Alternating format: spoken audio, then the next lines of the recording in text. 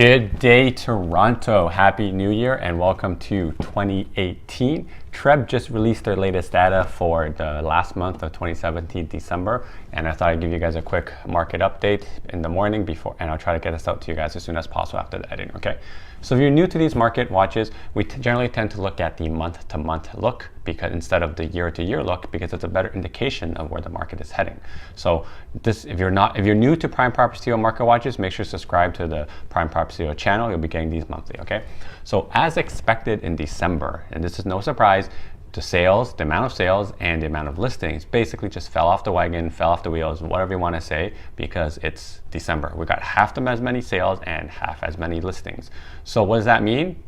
Really nothing. Just don't panic because it happens every single year because no one is selling real estate or buying real estate in December.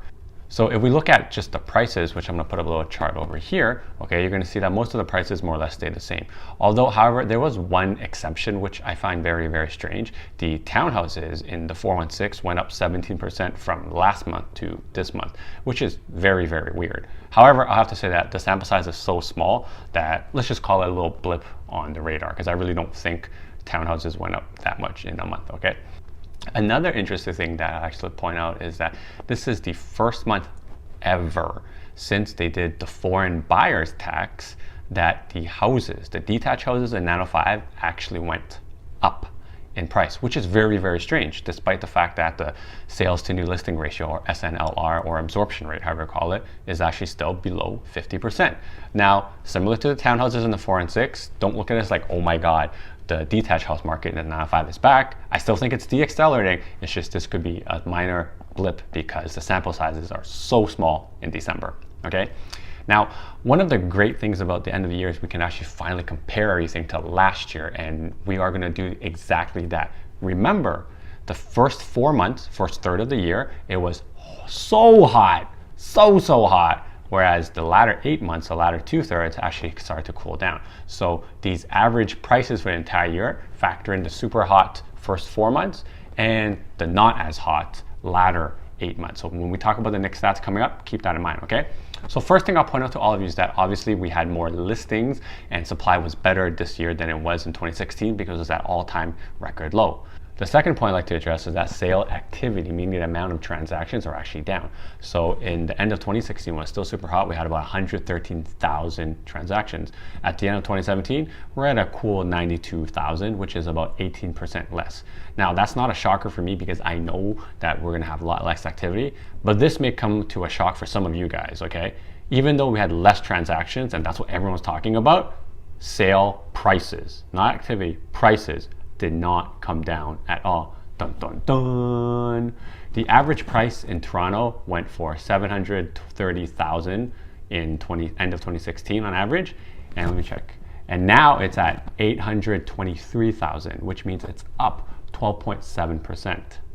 Not shocking, prices did not come down despite this so-called crash.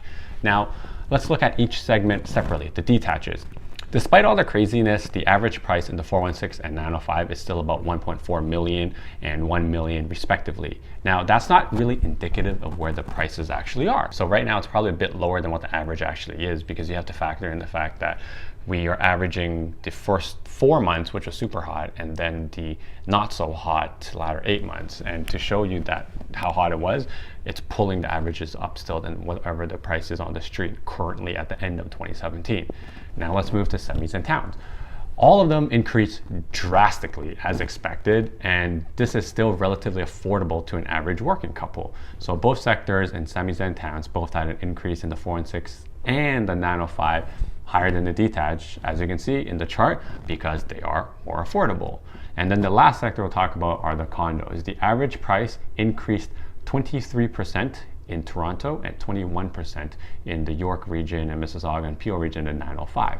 Now, again, this is because condos are even more affordable than semis and towns, and what you're going to see is that the more affordable the asset is, the more likely they're going to increase in price because there's only a finite amount people can pay for it based on their income. Now, that, in a nutshell, is all of 2017 and how it compared to 2016. Despite all the government interventions that happened, I think the market turned out pretty well. If you want to see a further breakdown of the detaches, the semis, the townhomes and the condos. I made a separate video of them earlier in the month, and I'll put a link in the description below so you can check them out all by yourself separately, okay?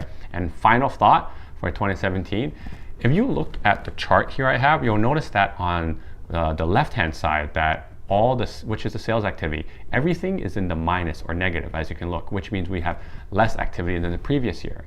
However, if you look on the right-hand side, you're going to see that everything is in the positive, which means things are increasing. And on that right-hand column is price. So despite what feels like talking about a crash for 75% of 2017, sales are down. Yes, I 100% agree with that, and the stats prove it. But prices are up double digits. So keep that in mind when you're planning your 2018 real estate. Happy New Year, Toronto, and stay warm. It's freezing cold out today.